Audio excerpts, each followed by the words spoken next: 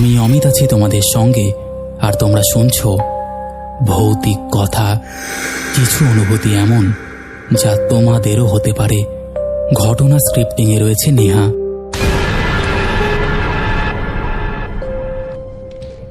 Welcome back. কেমন আছো সবাই? আশা করছি প্রত্যেকে দারুণ আছো এবং সুস্থ আছো। আজকে তোমরা শুনবে মোস্টলি 3টি ঘটনা, এবং 3টি ঘটনাই একদম জমজমাট হতে চলেছে, তোমরা জানোই। আর এখনকার ঘটনাগুলো তো জাস্ট জমে যাচ্ছে। আশা করছি তোমাদের প্রত্যেকের ভালো লাগবে। তো তোমরা আর দেরি করো না, ভূতের রাজ্যে পাড়ি দেওয়ার জন্য সিট বেল্ট বেঁধে নাও, চুপটি করে বসে পড়ো। আমরা এখন পাড়ি দেব ভূতের রাজ্যে। আর হ্যাঁ, অবশ্যই হেডফোনটা লাগিয়ে নিও কিন্তু, তাহলে অনেক ছোট ছোট ব্যাকগ্রাউন্ড মিউজিক তোমরা শুনতে পাবে, যেটাতে তোমাদের ঘটনা শোনার এক্সপিরিয়েন্স আরও বাড়িয়ে দেবে। যাই হোক, আর কথা বাড়াচ্ছি না, এবার আমরা শুরু করে দিচ্ছি প্রথম ঘটনা। হ্যালো অমিতদা, কেমন আছো? আশা করি ভালো আছো। আমি অনিমেষ। আমার বাড়ি নদিয়ার একটা ছোট্ট গ্রামে। আমি তোমার ভৌতিক কথা পরিবারে অনেক দিন ধরেই আছি, কিন্তু কখনো ভাবিনি তোমাকেও একদিন এমন একটা ঘটনা লিখে পাঠাতে হবে। এটা প্রায় 2 বছর আগের ঘটনা, যেটা এখনো ভাবলে শরীর কেঁপে ওঠে।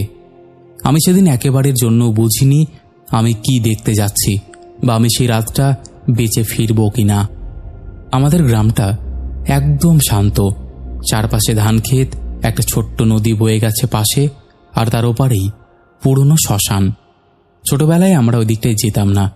বড়রা বলতো ওখানে নাকি জ্যোৎস্না রাতের আত্মারা ঘোরে। আমি এইসব কথা বিশ্বাস করতাম না, কিন্তু যেদিন ঘটনাটা ঘটেছিল সেদিন বুঝেছিলাম অন্ধকারের মধ্যে কতটা অদৃশ্য জগৎ লুকিয়ে থাকে। সেদিন বিকেলে আমি আর আমার বন্ধু তন্ময় মাঠে গিয়েছিলাম মাছ ধরতে। সারাদিন আকাশে ঘন মেঘ ছিল। সন্ধ্যের পর বৃষ্টি নামলো টুপটাপ করে।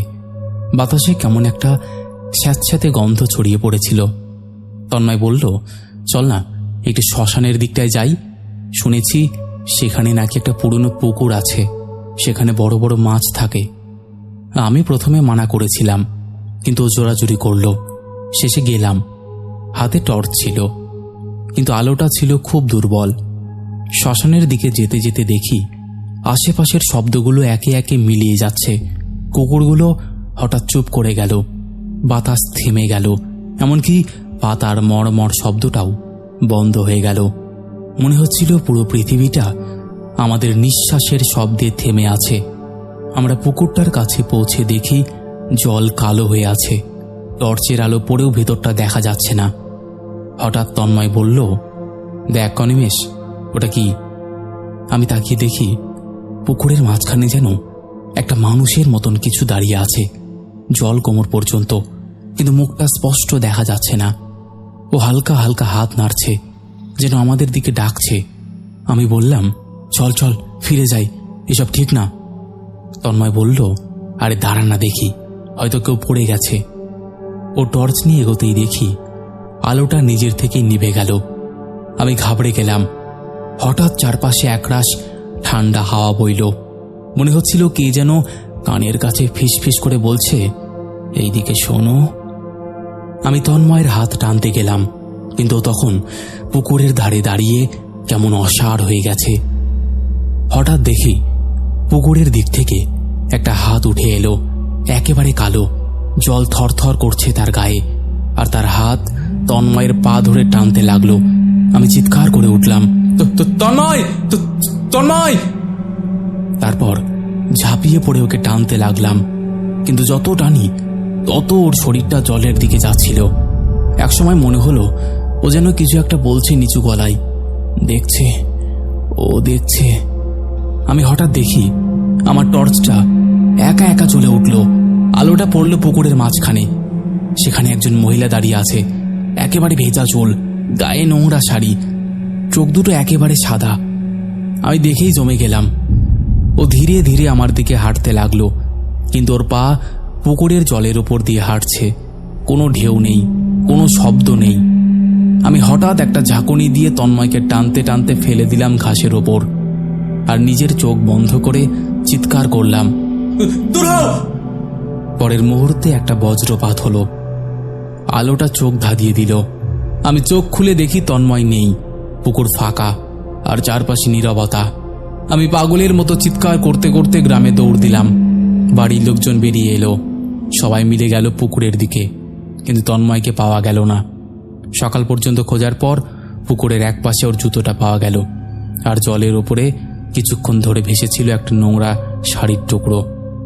এরপর ওর দেহ আর কখনোই পাওয়া যায়নি। গ্রামের লোকজন বলতো ওই পুকুরে এক মহিলা অনেক বছর আগে আত্মহত্যা করেছিল। আজও কেউ ওই সময়টা ওইদিকে যায় না। পরে দিনের বেলা অনেক খোঁজাখুঁজির পরেও সেই পুকুরে ওকে আর পাওয়া যায়নি। ও বলতে গেলে একেবারে গায়েব হয়ে গেল। আমি কয়েক মাস অমিতদা ঘুমোতে পারিনি। রাতে চোখ বন্ধ করলেই মনে হতো ভেজা চুলের একটা মুখ আমার পাশে দাঁড়িয়ে আছে। অনেক বছর কেটে গেছে। এখন আমি বাইরে কাজ করি, কিন্তু যখনই ছুটি পাই আর গ্রামে যাই, কিন্তু ওই দিকটায় যেতে পারি না। সে জায়গাটা এখনো আগাছায় ভরা, কেউ চাষ করে না। রাতে ওদিক থেকে কেমন একটা ভিজে কাপড়ের গন্ধ আসে, যেন কেউ জল থেকে উঠে দাঁড়ায়। অমিতদা, আমি জানি না তুমি অনেক ঘটনায় হয়তো শুনেছ বা বলেছ সবাইকে, কিন্তু এটা আমি নিজের চোখে দেখেছি। তন্ময়কে আজও পাওয়া যায়নি, কিন্তু মাঝে মাঝে গ্রামের লোক বলে গভীর রাতে কেউ যেন পুকুরের ধারে বসে থাকে, টর্চের মতো আলো জ্বেলে ওঠে আবার নিভে যায়, আর সেই পাশে দেখা যায় একটা ছায়া। অমিতদা, এই ছিল ঘটনা। পরে যেগুলো বললাম যে এখনো দেখা যায়, তবে আমি এখনো দেখিনি, এটা গ্রামের লোকের কথা। এটা কতটা বিশ্বাসযোগ্য আমি জানি না, তবে আমি যা দেখেছি সেটার এক শিকিও মিথ্যে নয়। আশা করছি তোমার ভালো লাগবে এবং তুমি সবাইকে পড়ে শোনাবে। তো বন্ধুরা, এই ছিল আমাদের প্রথম ঘটনা। আশা করছি ঘটনাটা তোমাদের ভালো লেগেছে। কেমন লেগেছে তোমরা অবশ্যই সেটা কমেন্ট করে জানিয়ে দাও। তোমাদের মধ্যে এখনও যারা এই পরিবারে যুক্ত হওনি তারা যুক্ত হয়ে যাও। যারা ভাবছো ঘটনা শেয়ার করব কিন্তু কনফিউশনে আছো, তাদেরকে বলবো একদম দেরি করো না, ঘটনা একবার শেয়ার করেই দেখো, তোমাদের দারুণ এক্সপিরিয়েন্স হবে। যাই হোক, চলো আর কথা বাড়াচ্ছি না, এবার আমরা শুরু করে দিচ্ছি পরের ঘটনা। হ্যালো অমিতদা, কেমন আছো? আশা করি ভালো আছো। আমি শুভজিৎ, তোমার চ্যানেলের নিয়মিত দর্শক। দাদা, আমি খুব বাস্তববাদী মানুষ। এসব ভূত প্রেত আমি কোনোদিনই বিশ্বাস করতাম না, কিন্তু যেটা আমার জীবনে ঘটেছিল সেটা এমন কিছু যা কাউকে না বললে ভালো হতো। তবুও মনে হলো তোমার ভৌতিক কথা পরিবারের সঙ্গে ঘটনাটা ভাগ করে নিই, কারণ আমি এখনো পর্যন্ত রাতে ঠিকমতো ঘুমোতে পারি না। চোখ বন্ধ করলে কখনো কখনো মনে হয় আবার সেই দৃশ্যটা সামনে ভেসে উঠছে। ঘটনাটা 2017 সালের নভেম্বর মাসের। তখন ঠান্ডা পড়ে গেছে ভালোই। সন্ধেবেলা ঘন কুয়াশা নামতে শুরু করেছিল। আমি তখন একটা ছোট্ট কন্ট্রাক্টর ফার্মে কাজ করতাম। অফিস থেকে ফিরতে ফিরতে মোটামুটি রাত 9টা বাজত। আমার সঙ্গে ছিল পার্থ, ও আমার সহকর্মী ও বন্ধু। আমরা প্রায়ই শর্টকাট ধরে রেল লাইনের ধার দিয়ে হেঁটে ফিরতাম, কারণ ওই দিকটা দিয়ে গেলে প্রায় আধ ঘন্টা বাঁচে। ওই লাইনটার দুপাশে ছোট ছোট ঝোপঝাড়, মাঝখানে কিছু গাছ, আর দূরে একটা পুরনো গুদাম ঘর। আমরা আগেও বহুবার ওই রাস্তায় গিয়েছি, তাই তেমন কোনো ভয় বা অস্বস্তি লাগেনি। সেদিনও গল্প করতে করতে হাঁটছিলাম। বাতাসে ঠান্ডার সঙ্গে একটা অদ্ভুত কুয়াশার গন্ধ। দূরে কোনো এক জায়গায় মনে হলো কেউ কাঠ পোড়াচ্ছে। সেই পোড়া গন্ধ ভেসে আসছে। পার্থ বলল, দেখছিস, আজ কুয়াশাটা বেশ ঘন। আমি মাথা নাড়লাম, কিন্তু তখনও জানতাম না এই কুয়াশার আড়ালে কি লুকিয়ে আছে। প্রায় 10 মিনিট হাঁটার পর দেখি সামনে একটা মানুষ দাঁড়িয়ে আছে রেল লাইনের ধারে। আলো খুব কম ছিল, তাই ঠিক বোঝা যাচ্ছিল না, তবে গায়ে সাদা কিছু পরা। আমি ভাবলাম হয়তো কোনো যাত্রী বা গ্রামের লোক, কিন্তু পার্থ থেমে গেল। বলল, এই টাইমে কে দাঁড়িয়ে আছে ওখানে? আমি তাকাতেই দেখি লোকটা নড়ছে না, একদম যেন জমে গেছে। হাওয়ায় তার পোশাকের একটাও কণা নড়ছে না। আমি একটু অস্বস্তি বোধ করলাম। বললাম, চল না, অন্য রাস্তা ধরি। কিন্তু পার্থ হেসে বলল, তুই তো একদম বুড়োদের মতো কথা বলিস, ওইসব কিছু না, বলে সামনে এগিয়ে গেল। আমি বাধ্য হয়ে পেছনে পেছনে হাঁটতে লাগলাম, কিন্তু যত এগোচ্ছি তত বুঝতে পারছি কিছু একটা গন্ডগোল আছে। কারণ বাতাস মনে হচ্ছে একদম থেমে গেছে, যেন চারপাশটা মৃত্যুপুরী। এমনকি আমাদের পায়ের আওয়াজও যেন গিলে নিচ্ছে কুয়াশা। প্রায় 30 গজ দূরে গিয়ে হঠাৎ দেখি সেই লোকটা রেল লাইনের ওপরে উঠে দাঁড়ালো। মাথা নিচু, চুল মুখ ঢেকে রেখেছে, আর শরীরের ভঙ্গি এমন যেন ওর শরীরে কোনো হাড় নেই। আমি থেমে গেলাম, বললাম, পার্থ চল ফিরে যাই, এখানে থাকাটা ঠিক না। কিন্তু ও দাঁড়িয়ে বলল, এই কে ওখানে, কে? কোনো সাড়া নেই। আবার বলল, এই শুনছিস কিরে? তখন লোকটা ধীরে ধীরে মাথা তুলল। আমি যেটা দেখলাম সেটা কোনোদিনও ভুলতে পারবো না। মুখটাই নেই, কেবল কালো ফাঁকা জায়গা, যেন মুখটাই কেটে ফেলে দেওয়া হয়েছে। আমি ঠান্ডা ঘামে ভিজে গেলাম, শরীরের রক্ত যেন জমে গেল। পার্থ কিছু বলতে পারছিল না। হঠাৎ সেই মুখহীন লোকটা আমাদের দিকেই আসতে শুরু করলো, কিন্তু ওর পা রেল লাইনে ছোঁয় না, সামান্য ওপরে ভাসছে, যেন বাতাসে হেঁটে আসছে। আমি চিৎকার করে বললাম, চল চল পালা। কিন্তু পার্থ যেন অবশ হয়ে দাঁড়িয়ে আছে। ওর মুখ শুকিয়ে গেছে, চোখ বড় বড়। আমি ওর হাত টানলাম। ঠিক তখনই দূরে ট্রেনের আলো দেখা গেল। ট্রেনের হুইসেল কানে বাজছে, কিন্তু আমি দেখলাম মুখহীন সেই ছায়াটা থেমে গেছে। তারপর ধীরে ধীরে পার্থর দিকে তাকিয়ে ওর মাথার উপর হাত তুলল। আমি টানতে যাচ্ছিলাম, কিন্তু পার্থ তখন এক অদ্ভুত কণ্ঠে বলল, শুভ, শুভ দেখ, বলে ধপ করে পড়ে গেল ট্র্যাকে। আমি ভয়ে চিৎকার করে দৌড়ে পালালাম। কুয়াশার মধ্যে আলো ফুটে ট্রেন এগিয়ে আসছে। আমি হোঁচট খেতে খেতে লাইনের পাশে গিয়ে পড়লাম। ট্রেনটা ছুটে গেল, আর আমি চোখ বন্ধ করে কান ঢেকে বসে রইলাম। কয়েক সেকেন্ড পর সব শান্ত। আমি ধীরে ধীরে মাথা তুললাম, দেখি ট্রেন চলে গেছে। বাতাসে শুধু একটা পোড়া গন্ধ আর রক্তের ধাতব গন্ধ। আমি আলো জেলে দেখি পার্থ নেই, শুধু রেল লাইনের উপরে রক্তের দাগটা আটকা। আমি হাঁপাতে হাঁপাতে বাড়ি ফিরলাম, কোনোভাবে রাতটা কাটালাম। পরের দিন পুলিশ এলো। ওরা বলল এর দেহের কিছু অংশ ট্রেনের নিচে পাওয়া গেছে, কিন্তু মাথাটা কোথাও নেই। আমি কিছু বলিনি, কিন্তু জানতাম যেটা আমি দেখেছি সেটা মানুষ নয়। কয়েকদিন পর অফিসের এক লোক বলল, তুমি জানো ওই লাইনে আগেও এরকম হয়েছে। এক মেয়ে আত্মহত্যা করেছিল, মাথাটা পাওয়া যায়নি। আমি শুনে হিম হয়ে গেলাম। সেই রাত থেকে আমি একা বের হইনি। কিন্তু ঘটনাটা এখানেই শেষ নয় অমিতদা। প্রায় 2 সপ্তাহ পর এক রাতে হঠাৎ ঘুমের মধ্যে শুনলাম কেউ ডাকছে, শুভজিৎ, শুভজিৎ, ওঠ। আমি চমকে উঠে বসে পড়লাম। জানলার বাইরে তাকালাম। বাইরে ঘন কুয়াশা, দূরে ট্রেনের হুইসেল বাজছে। মনে হলো কোথাও থেকে পায়ের শব্দ আসছে, টক টক টক। আমি জানলার কাছে মুখ এনে তাকালাম। তখনই দেখি সেই মুখহীন ছায়াটা রেল লাইনের পাশে দাঁড়িয়ে, আর তার পাশে পার্থ। পার্থর চোখ ফাঁকা, মুখে কোনো অভিব্যক্তি নেই। আমি চেঁচিয়ে উঠতেই তারা মিলিয়ে গেল। পরের দিন অফিসে গিয়ে জানলাম আগের রাতে ওই জায়গা দিয়ে একটা ট্রেন যাওয়ার সময় চালক নাকি কাউকে রেল লাইনের পাশে দাঁড়িয়ে থাকতে দেখেছিল, কিন্তু ট্রেনটা থামায়নি। তারপর থেকে সত্যি কথা বলতে আমি অসুস্থ হয়ে পড়লাম। মাথায় একটানা সেই ছবি ঘুরত। একদিন সাহস করে আমি আবার গেলাম ওই জায়গায় দুপুরে। সেখানে গিয়ে দেখি রেল লাইনের ধারে এখনো রক্তের শুকনো দাগ, আর ঝোপের ভেতরে একটা মহিলার ভাঙা চুড়ি পড়ে আছে। গ্রামের এক বৃদ্ধ বলল, বাবু ওখানে যেও না, ওই মেয়েটা ট্রেনের নিচে কাটা পড়েছিল। তারপর থেকে ওই আত্মা ওইখানে ঘুরে বেড়ায়, ওখানে কেউ যায় না। আমি হাসতে চেষ্টা করলাম, কিন্তু ভেতরে ভেতরে একটা চাপা ভয় কাজ করছিল। সেদিন ফিরলাম, কিন্তু রাতে আবার সেই স্বপ্ন। পার্থ দাঁড়িয়ে বলছে, তুই ফিরলি না কেন? তারপর দেখি মুখহীন ছায়াটা ধীরে ধীরে আমার দিকে আসছে।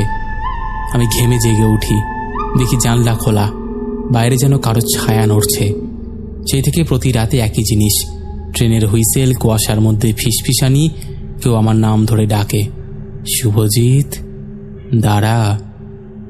আমি ঘর থেকে বের হই না, কিন্তু কখনো কখনো দরজার ফাঁক দিয়ে দেখি একটা ছায়া মনে হচ্ছে দাঁড়িয়ে আছে। একটা দিন ঠিক করলাম এবার শেষ করে দিব সব। আমি গেলাম ওই জায়গায়, হাতে গঙ্গা জল নিয়ে। বিকেলে গিয়েছিলাম, সূর্য ডুবে যাচ্ছিল। লাইনের ধারে বসে ওর জন্য প্রার্থনা করছিলাম। তখনই হঠাৎ পেছন থেকে বাতাসে কারোর নিঃশ্বাসের আওয়াজ পেলাম। আমি সেখান থেকে চলে আসার চেষ্টা করলাম, কিন্তু পা যেন মাটিতে আমার আটকে গেছিল। হঠাৎ মনে হলো সেই নারী মূর্তি কোথাও থেকে এসে আমার সামনে উদয় হলো। আমি আর পারিনি, সব অন্ধকার। যখন জ্ঞান ফিরল দেখি আমি হাসপাতালের বিছানায়। ওখানে লোকজন বলছে আমি নাকি লাইনের ধারে অজ্ঞান হয়ে পড়েছিলাম। কেউ ট্রেন আসার আগেই দেখে ফেলায় বেঁচে গিয়েছি। আমি এখন বিশ্বাস করি রেল লাইনগুলো শুধু লোহা আর কাঠের নয়, এর নিচে জমে আছে কত আত্মার চাপা কান্না, যারা মুক্তি পায়নি। সবাইকে সাবধান করে দিও, রাতের রেল লাইন দিয়ে যেন কেউ একা না যায়, কারণ কখন যে কে কার নাম ধরে ডাকবে আর কার সাথে যে কি ঘটে যাবে সেটা কেউ জানে না। আমি আজও বেঁচে আছি, কিন্তু বলতে গেলে আমার ভেতরটা সেই রাতেই মরে গেছে।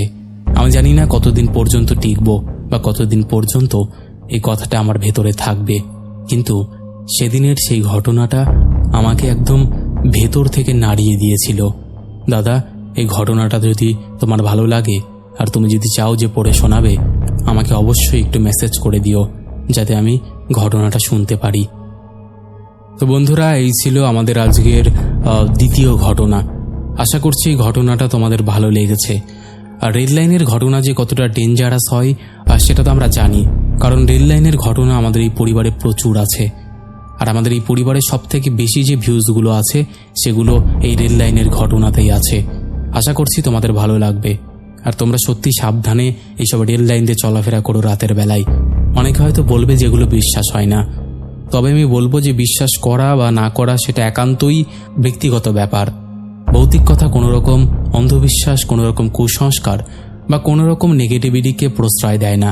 ভৌতিক কথার কাজ শুধুমাত্র মানুষের জীবনে ঘটে যাওয়া ঘটনা সবার সামনে তুলে ধরা, নচেত আর কোনো উদ্দেশ্য নেই।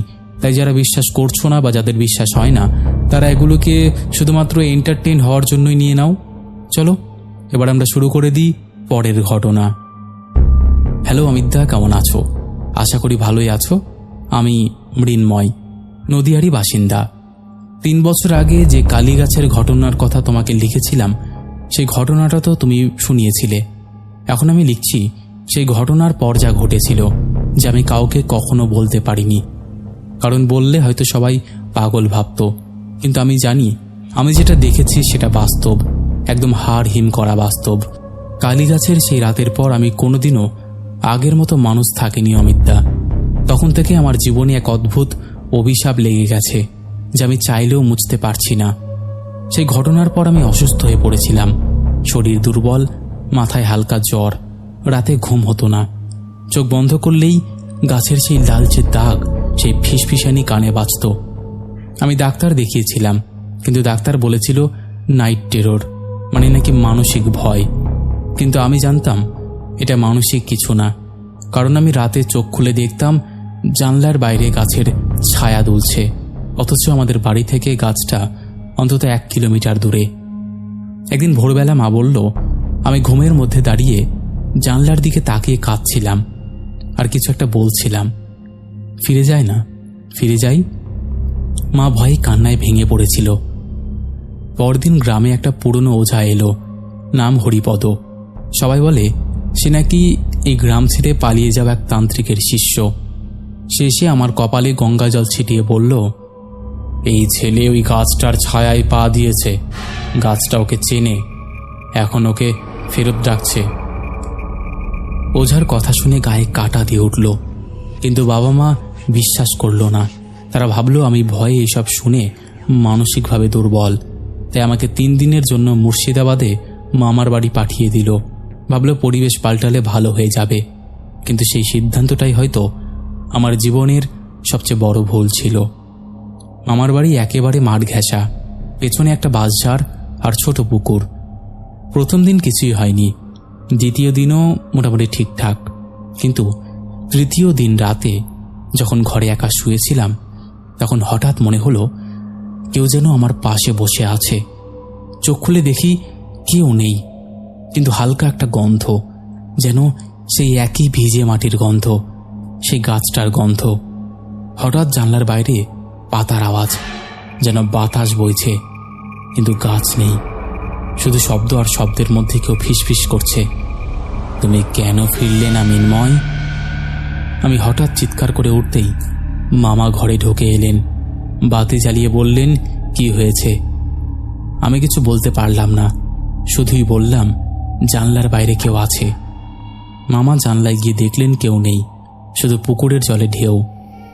পরদিন সকালে পুকুরের ধারে গিয়ে দেখি কাদায় যেন আমার নাম কেউ লিখেছে, তবে একদম অস্পষ্ট, দেখে মনে হচ্ছে যে আমার নামটা লেখা। আমি আতঙ্কে মামার বাড়ি থেকে সেই দিনই চলে এলাম। গ্রামে ফিরে দেখি রাহুল মারা গেছে হঠাৎ করে। শরীরে কোনো আঘাত নেই, কিন্তু মুখে এমন এক ভয়ঙ্কর ভাব, যেন শেষ মুহূর্তে ও এমন কিছু দেখেছে যা মানুষকে পাগল করে দিতে পারে। শুভ ও পার্থ গ্রাম ছেড়ে চলে গেছে, কারোর খোঁজ মেলেনি। ও হ্যাঁ, বলে দিই, শুভ পার্থ আমারই বন্ধু, আর রাহুল যে মারা গেছে সেও আমার বন্ধু। তো রাহুলের মৃত্যুর পর গ্রামে লোকজন কালী গাছের চারপাশে পাঁচিল দিয়ে ঘিরে দিয়েছে, কিন্তু সেই গাছটা নাকি দিনে দিনে শুকিয়ে যাচ্ছিল, অথচ ভেতরে রস ছিল, যেন রক্তের মতো লাল তরল বেরোচ্ছিল। আমি ভেবেছিলাম এবার নিশ্চয়ই সব শেষ হবে, কিন্তু না, আসল অভিশাপ তখনও বাকি ছিল। এক রাতে আমি ঘুমোচ্ছিলাম, হঠাৎ দরজার কপাট ঠক ঠক করে শব্দ করল। আমি ভেবেছিলাম বাতাস, কিন্তু দ্বিতীয়বার শব্দটা হলো আরও জোরে। এবার গিয়ে দরজা খুলে দেখি কেউ নেই, কিন্তু মাটিতে শুকনো পাতা পড়ে আছে, আর সেই পাতার ওপর হালকা রক্তের ছোপ। দরজা বন্ধ করতে গিয়েই হঠাৎ দেখলাম দেওয়ালের ছায়ায় একটা অবয়ব নড়ছে। লম্বা চুল, ভিজে শাড়ি, মুখে কোনো চোখ নেই, শুধুই ফাঁকা গর্ত। আমি চিৎকার করে উঠতেই সেই ছায়াটা হঠাৎ ঘুরে এলো আর মিলিয়ে গেল দরজার ফাঁক দিয়ে। আমি দৌড়ে বাবার ঘরে গিয়ে উঠলাম। বাবা তখন ঘুমোচ্ছিল। আমি কাঁদতে কাঁদতে সব বললাম। বাবা বলল, তুই স্বপ্ন দেখেছিস। কিন্তু পরদিন সকালে দরজার নিচে শুকনো কাদা জমেছিল, যার ওপর একটা ছোট্ট পায়ের ছাপ, একেবারে বাচ্চার মতন। কিন্তু সেই ছাপের পাশে ছিল পাকা নখের দাগ, যেন কোনো বয়স্ক লোকের হাতে টেনে আনা হয়েছে। দিন কেটে যাচ্ছিল, কিন্তু আমার ভয় বাড়ছিল। রাতে শুনতাম গাছের পাতা দুলছে, অথচ জানলার পাশে কোনো গাছ নেই। ঘরের ভেতর মাঝে মাঝে একটা ভারী নিঃশ্বাসের শব্দ শোনা যেত। মা বলতো বাতাসের আওয়াজ, কিন্তু আমি জানতাম সেটা বাতাস নয়, ওটা ও, সেই গাছের ভেতরের আত্মা। সে এখন আমার ঘর পর্যন্ত চলে এসেছে। একদিন হরিপদ ওঝা আবার এলো। সে বলল, গাছটা এখন শুধু তোর নাম ডাকে না, ও তোকে খুঁজছে। ওই আত্মাটার দৃষ্টি পড়েছে তোর ওপরে। আমি বললাম, আমি তো বাঁচতে চাই। ওঝা বলল, তুই যদি না যাস তাহলে ও তোর কাছের কাউকে টেনে নেবে। কথাটা শুনে আমি হেসে ফেলেছিলাম, ভাবছিলাম বাজে কথা। কিন্তু 3 দিন পর মা অসুস্থ হয়ে পড়ল। শরীর ঠান্ডা, চোখের নিচে কালচে দাগ। ডাক্তার কিছু বুঝে উঠতে পারছিল না, শুধুই বলল রক্তে নাকি এক অজানা জীবাণু আছে, কিন্তু কোনো চিকিৎসা কাজে লাগলো না। তখন মনে হলো হয়তো ওঝা ঠিকই বলছিল। এক রাতে মাকে ছেড়ে আর পারলাম না। আমি একা কালীগাছটার নিচে রওনা দিলাম, হাতে টর্চ, গলায় গঙ্গা জল, পকেটে লোহার ছুরি। গাছটার কাছে পৌঁছতেই টের পেলাম চারিদিকের হাওয়াটা একদম অন্যরকম। কোনো বাতাস নেই, তবুও পাতা নড়ছে, যেন কেউ নিঃশ্বাস ফেলছে। আমি টর্চ জ্বালাতেই গাছের গায়ে ছায়াটা দেখা গেল। একজন মেয়ে, ভিজে শাড়ি, মাথা নিচু, চুল মাটিতে লেগে আছে, হাতের নখগুলো যেন কাঠের মতন শক্ত। আমি বললাম, কে তুমি? ও কোনো উত্তর দিল না, শুধু ধীরে ধীরে মাথাটাকে তুলল। মুখ দেখা গেল, চোখ নেই, মুখ ফাঁকা, ঠোঁট নেই, কিন্তু ঠোঁটের জায়গা দিয়ে রক্ত গড়াচ্ছে। আমি পিছিয়ে আসতে যাচ্ছিলাম, ঠিক তখনই এক কণ্ঠে একটা ফিসফিসানি, তুই তো প্রতিজ্ঞা করেছিলি আর ফিরবি না, তবু ফিরলি কেন? আমি থমকে গেলাম, গলা শুকিয়ে গেল। বললাম, তুমি কে? ও বলল, আমি যে মাটির নিচে পুঁতেছিল সে, যার বুকের ওপর দিয়ে তুই হেঁটেছিলিস, আমি সে। আমি এবার লোহার ছুরিটা তুলে ধরতেই বাতাসটা এমন জোরে বইল যে টর্চ নিভে গেল। অন্ধকারে শুধু ওর চোখের জায়গাটাই লালচে হয়ে উঠল, যেন ভেতর থেকে আগুন বেরোচ্ছে। হঠাৎ গাছের ডালগুলো কেঁপে উঠল, চারিদিক থেকে কণ্ঠস্বর, কেউ কাঁদছে, কেউ হাসছে, কেউ বলছে মৃন্ময় ফিরে যা। আমি চিৎকার করে গঙ্গাজল ছুড়লাম, সাথে সাথেই একটা বিকট গন্ধ আর তীব্র হাওয়া এসে আমাকে ফেলে দিল মাটিতে। তারপর কিছুই মনে নেই। যখন জ্ঞান ফিরল তখন সকাল। আমি গাছের নিচে পড়ে আছি, চারপাশে কেউ নেই, শুধু গাছের একপাশে মাটিতে রক্তের দাগ আর একটা লাল ছুরি পড়ে আছে। আমি দৌড়ে গ্রামে ফিরলাম। মা তখন ঘরে বসে আছে। মায়ের চোখের দৃষ্টি ফাঁকা, ডাকলে উত্তর দেয় না, শুধু দেওয়ালের দিকে তাকিয়ে আছে। ডাক্তার বলে মানসিক শক, কিন্তু আমি জানি এগুলো সবই আত্মাটার জন্যই। তারপর থেকে এটা আমার জীবনে একটা দুঃস্বপ্ন হয়ে গেছে। প্রতিদিন রাতে ঘরে পাতার আওয়াজ, ঘুমের মধ্যে মায়ের গলায় কেউ বলে মৃন্ময় যাস না। কখনো কখনো জানলার বাইরে দেখি গাছের ছায়া নড়ছে, অথচ আকাশে চাঁদ নেই, বাতাস নেই। আমি এখন গ্রামের এক প্রান্তে একা থাকি। লোকজন বলে আমি পাগল হয়ে গেছি, কিন্তু তারা জানে না আমার সাথে কি হয়েছিল। আর তারপরে আমি ওখানে থাকিনি। গ্রামবাসীরা এখন বলে সেই গাছটা নাকি শুকিয়ে গেছে, আগের মতন আর কিছুই নেই। আমিও অনেক ওঝা ডাক্তার করে ঠিক হয়ে গেছি, কিন্তু সেই ঘটনাটা আমার জীবনে একটা ছাপ ফেলে গেছে, যেই ছাপ হয়তো আমি কোনোদিনও মেটাতে পারবো না। যাই হোক, এই ছিল ঘটনা। যদি তোমার ভালো লাগে তুমি অবশ্যই পড়ে শুনিও। আমি আশা করব তুমি ঘটনাটা শোনাবে। তো বন্ধুরা, এই ছিল আমাদের আজকের জমজমাট আরও একটি এপিসোড। যেমনটা আমি প্রতিদিনই বলি, আশা করছি তোমাদের ভালোই লেগেছে, কারণ তোমরা তো কমেন্ট করে বলোই যে তোমাদের প্রত্যেকটা ঘটনায় ভালো লাগে। তোমাদেরও যদি কোনো চা পাওয়া থাকে যেমন টাইপের ঘটনা শোনাও, তাহলে অবশ্যই কমেন্ট করে জানিও। যদি সেই রকম টাইপের কোনো ঘটনা এসে থাকে তাহলে সেটা আমি সবার আগে শোনাবো। যাই হোক, আর কথা বাড়াচ্ছি না, এবার আমরা শুরু করে দিচ্ছি শাউট আউট পর্ব। শেষের এপিসোডে ফার্স্ট কমেন্ট করেছে সাথী সান্ত্রা, সেকেন্ড কমেন্ট করেছে সোমা রয়, থার্ড কমেন্ট করেছে অধরা। তিনজনেই লাভ লাভ রিয়াক্ট দিয়েছে। তারপরে কমেন্ট করেছে লক্ষ্মণ সর্দার, নন্দিনী রয়, এসকে আরাফুল হোসেন, পূর্ণ ঘোষ, সঙ্গীতা মজুমদার, স্বপ্না বাজেল, আদিত্য, মনিকা ত্রিপুরা, রিমি মাইতি, সঞ্জীব ঘোষ, সুদীপ্ত দাস, সুমন্ত দাস, সুস্মিতা চরণ, কার্তিক মণ্ডল, অঞ্জলি মণ্ডল, সাগর সাহা, অনন্যা ভৌমিক, অঙ্কিতা বিশ্বাস, পিন্টু ধারা, মনীষাহা দোয়েল, চুমকি ঘোষ, তনুশ্রী সাহা, শঙ্কর চক্রবর্তী লিখেছে মাঝে 1-2 দিন শুনেছি, কিন্তু আর লাইক কমেন্ট করা হয়ে ওঠেনি, কিছু মনে করো না।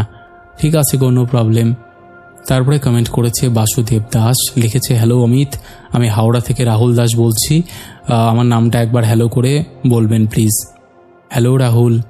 তারপরে কমেন্ট করেছে রাহুল বর্মন, শামিমা রাড়ি, অক্ষয় অধিকারী, পাপাই দাস, দীপিকা দাস, বিশাল ঘোষ। দীপিকা দাস লিখছে দাদা আজ শুনতে পারবো না, কারণ আজ নবদ্বীপে রাস, আর তুমি তো জানো নবদ্বীপে রাস কেমন হয়। একদম কোনো সমস্যা নেই। তারপরে কমেন্ট করেছে মৌসুমী ব্লগস, সৌরভ, প্রতাপ, সুদেশনা কায়াল, দিগন্ত সামন্ত, অমিতা ঠাকুর লিখেছে চলে এসেছি তোমার সুমধুর কণ্ঠে ঘটনা শুনতে, জানি 3টে ঘটনায় দারুণ হবে একদম। তারপরে কমেন্ট করেছে শিহাব শাফির উদ্দিন, পীযূষ হালদার, দীপ মণ্ডল, কার্তিক সাহা। তারপরে আরও কমেন্ট করেছে KS পাল, সৌরভ দাস, গীতা গোস্বামী, দেবশ্রী কোলে, জবা দেবী, সন্দীপ ফোর, বিবেক বর্মন, সুদীপ পুরকায়স্থ, গণেশ হালদার, সমীর সরকার, মুসলিমা খাতুন, রেখা পাসমান, রোহিত সামন্ত, শান্তনু ভট্টাচার্য, নিবেদিতা হালদার। তারপরে কমেন্ট করেছে ডিজে ব্লগার অনিশ, লিখেছে 3টে ঘটনায় একদম জাস্ট ওয়াও, থ্যাংক ইউ ভাই। তারপরে কমেন্ট করেছে মলয় চক্রবর্তী, লিখেছে 3টে ঘটনায় খুব ভালো লেগেছে দাদা, আর এইরকম রহস্যময় ঘটনা শুনতে দারুণ লাগে একদম। তারপরে কমেন্ট করেছে সৌরভ, শুভঙ্কর মান্ডি, পাপড়ি দোলা, বিশ্বজিৎ সর্দার, রিকা, সঙ্গীতা মাঝি, কার্তিক মণ্ডল, সমিত ঘোষ লিখেছে এসে গেছি দাদা, হালকা হালকা ঠান্ডা, আর সঙ্গে অমিতদার ভয়েস জাস্ট অসাম। টাইটেল আর থাম্বনেল দেখে মনে হচ্ছে আজকে ঘটনাটা জমে যাবে একদম। তারপরে কমেন্ট করেছে Dipashri Das, only funny boys লিখেছে দাদা খুব ভালো লেগেছে, আর এইরকমভাবে চালিয়ে যাও, আমরা সবাই পাশে আছি একদম। তারপরে কমেন্ট করেছে শালিনী মণ্ডল, সেরা সেরা একদম অন্যরকম, আজ মেবি বহু মাস পর কমেন্ট করলাম, থ্যাংক ইউ। তো এইরকম অসংখ্য প্রিয় মানুষেরা আমাদের শেষের এপিসোডে কমেন্ট করেছে, যাদের কমেন্ট আমি আর চাইলেও পড়তে পারছি না। তো আজকের মতন এখানেই শেষ করছি, আবার দেখা হবে নতুন কোনো ঘটনা নিয়ে।